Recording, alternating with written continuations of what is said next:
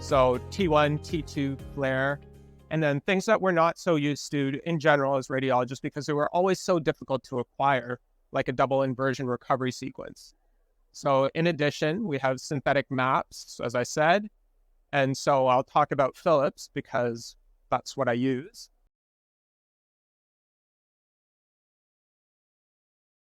For Philips, we can use our compressed sense AI in order to accelerate our scans so we can make them clinically useful in very quick acquisition times, as you'll see moving forward.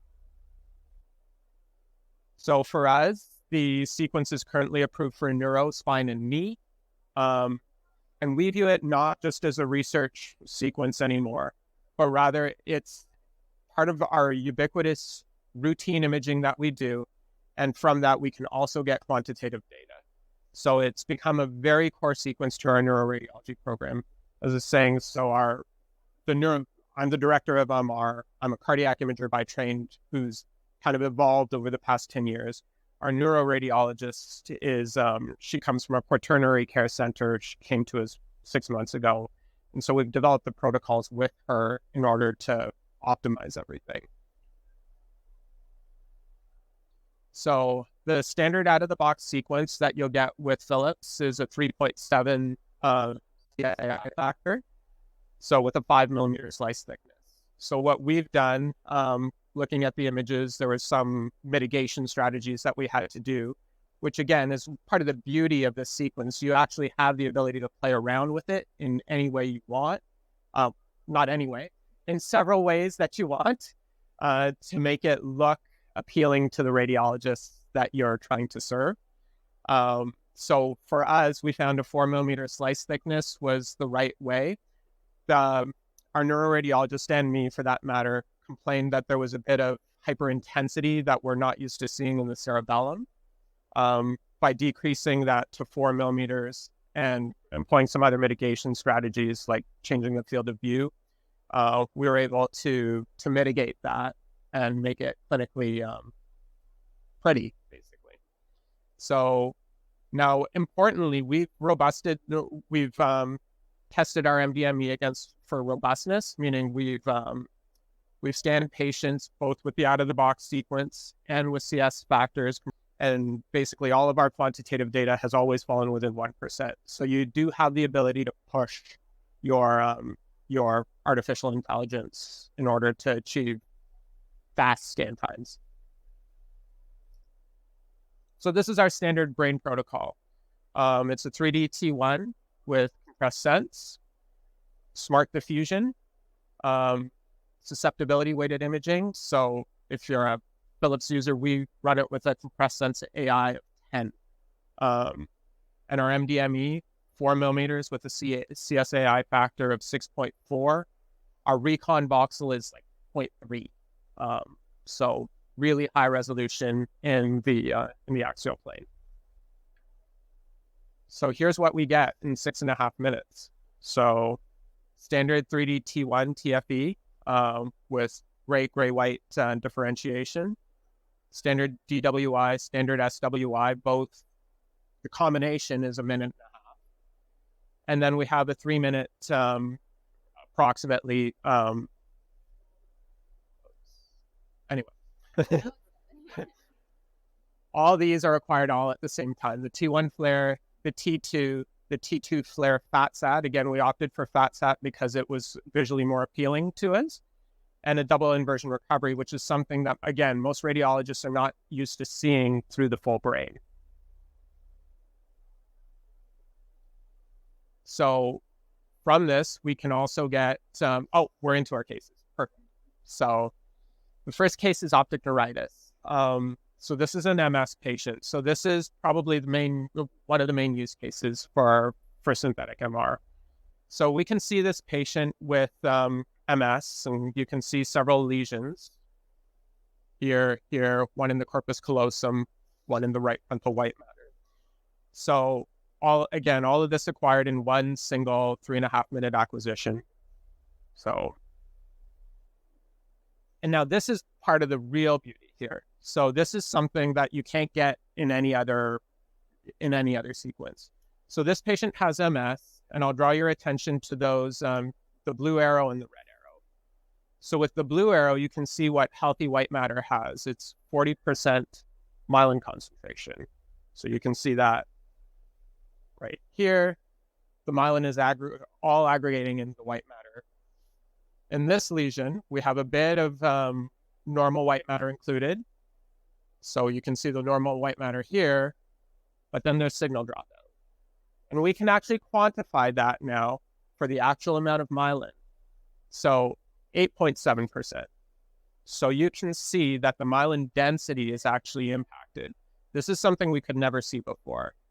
And if you think forward to what you can actually do with that in terms of follow-up imaging for patients, it's now not just lesion load, but you can actually quantify the density of the myelin loss. So are they losing myelin? Are they maintaining myelin? Or hopefully in the future, are they remyelinating these lesions? So here's another case, 70-year-old with white matter microangiopathy. The question was, do they have dementia? So again, we AI boosted synthetic MRI. So what we found here is basically the myelin map is coming lower than two standard deviations.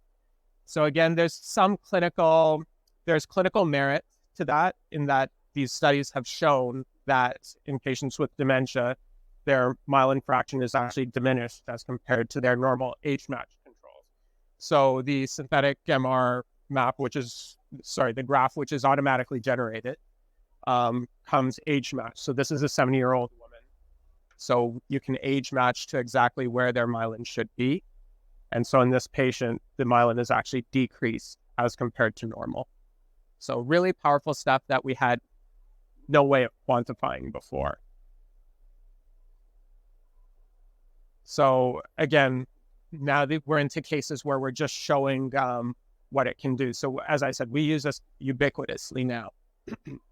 So basically, this patient had a motion artifact, but the sequence we found is completely robust even with patients with motion artifact. So in the Philips world, we use multi-vein a lot of the times in order to change step blade, propeller, and other vendors.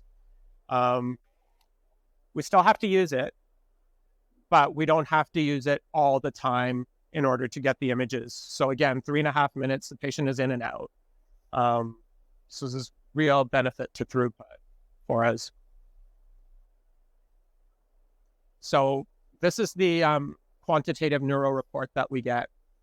So again, we really like this. So probably hard to see, but you get a brain parenchymal fraction, myelin correlated fraction, which is age matched to what normal is, full myelin volume, CSF volume, brain parenchymal volume, as well as an intracranial volume. The intracranial volume is basically used to normalize to get all this information. So now moving on.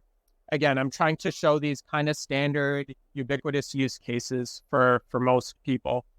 So this is a standard MDME sequence. Again, you can see the hemorrhage in this patient in the left parieto occipital region. And then this is an interesting case. So in the PD map, we can actually see this lesion out here. This is an undifferentiated complaint. So it's tweaked our interest into, hey, is there actually more that we can see here with these T1 and T2 maps than what you could appreciate before? This is totally nonspecific, I'd submit, on all the other sequences. Ultimately, this patient has breast cancer. So is that something? Well, we're not sure yet. More research is needed, but it's really something that kind of excited us when we saw it. So this is another case of a prior papilloma resection. Again, the T1 and T2 map beautifully show the cystic cavity. We can be more confident in our diagnosis that there's no evidence of recurrence.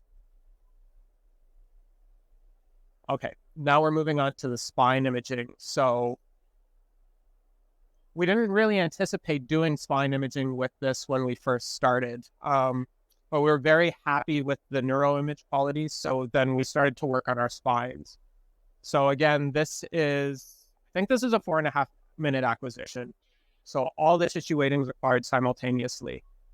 So this patient obviously has a cord compression.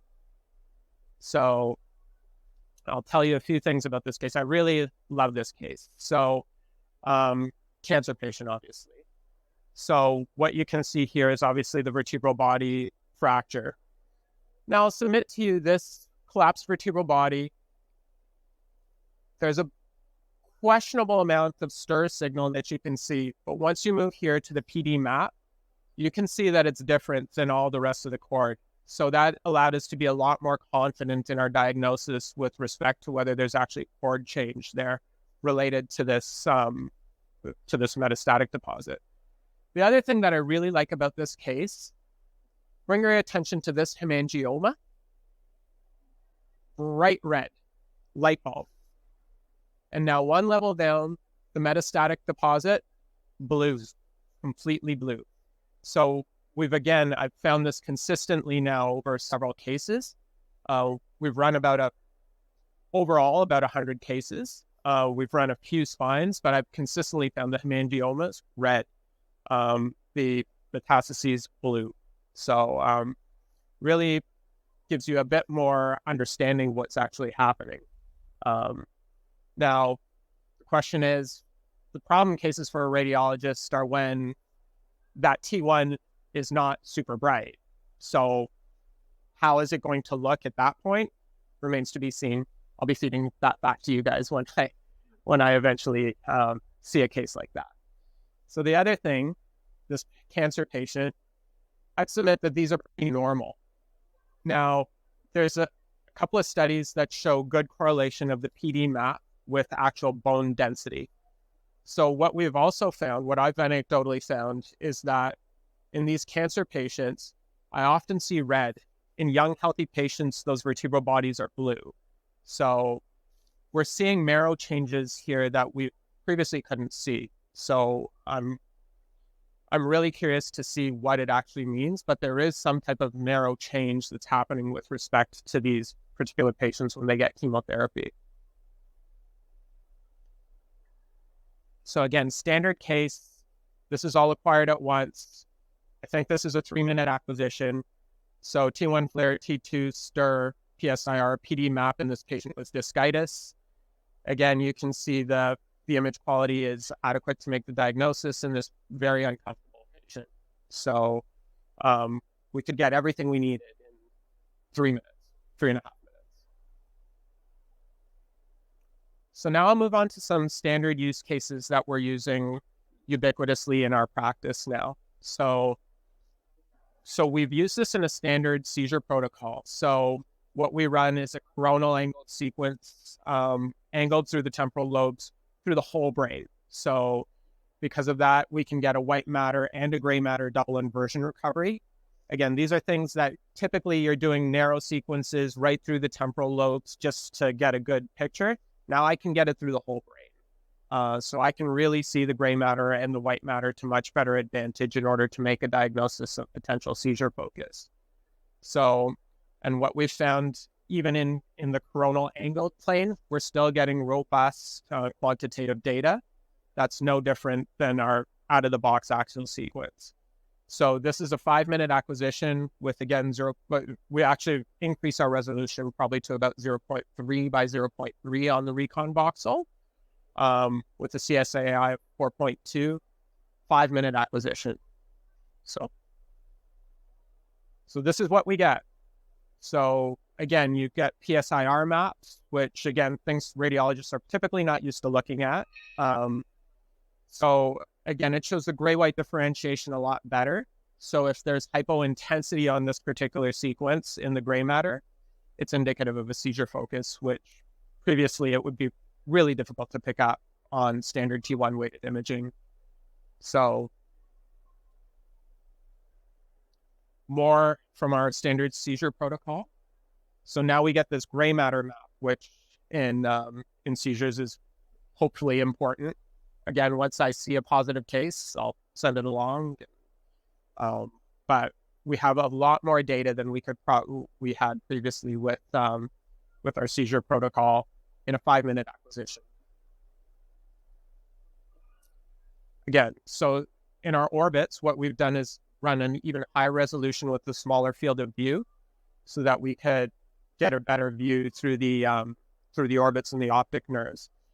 Now, one of the beauties of this is the T1 and T2 maps, because often in the optic nerves, it's very difficult to get a good sense of what's actually happening. Here you actually have internal controls. So once you get into the body of the optic nerves, you have a T1 and T2, which you can compare the sides to. So because of that, you can be a lot more sensitive to your diagnosis, because before we would obviously need to see signal change. Now, the T1 and T2 maps are a lot more sensitive to those signal changes that you can see, as opposed to our conventional grayscale imaging. So standard C-spine imaging. So we've basically been able to optimize our protocol to 2 minutes and 50 seconds. And from that, we used to run a T1, T2, and STIR in about 7 to 8 minutes with compressed heads. So now we're down to 2 minutes and 50 seconds for the exact same information. But we also get a PSIR for that, plus the PD maps and any other weighting you want to include. Again, most of our radiologists, myself included, are pretty stuck on the T1, T2, and STIR, but there are some who want something different. And again, with this, it's kind of individual radiologists can choose the sequence that they want to look at the time. So this is how it looks. This is our, I'm not sure how old this patient is, but this is our standard C-spine, 2 minutes and 50 seconds. And then our standard lumbar spine, as we've talked about. So this is from a paper. So again, the PD map has a good correlation with bone DEXA, and we found that to be somewhat useful. So what are the future directions here? So right now, our MDME sequence is limited to 2D. We've seen multiple cases of 3D imaging at the booth. So we've dropped the 3D flare that we really like from our standard brain protocol, but we still run our 3D flare and everything else that's not a standard brain protocol. So our post-GADs all get a 3D flare. Basically, our seizure still gets a 3D flare on top of everything else. So, but that's coming. We know that's coming. We've seen it. So, and then there's work being done on breasts. And then I'm hoping in the future, there'll be triggered and navigated sequences that I can run in cardiac. So right now we standardly run a T1 and T2 map on every one of our patients. And that will hopefully be replaced by the synthetic sequence at some point in the future. So for me, anecdotally, I think the T1 and T2 maps, again, I'm from a cardiac background where we use it all the time. I think these T1 and T2 maps elsewhere in the body are going to be a really big deal, because all of a sudden you're gone from having different imaging, which varies based on flip angle, echo train length. You can no longer standardize at that point. But with these sequences, they're ubiquitous. They're the same across vendors. They're the same across sequences, basically. So 1,000 milliseconds is 1,000 milliseconds at 1.5T, no matter how you scan it. And that gives a vast array of data that we just simply couldn't get with MR in the way that it was currently scanned. So I personally think that will then get taken into the research field and used in order to generate these normative data. And from that, it'll further refine our ability to detect pathology. So that's what I have for you guys today.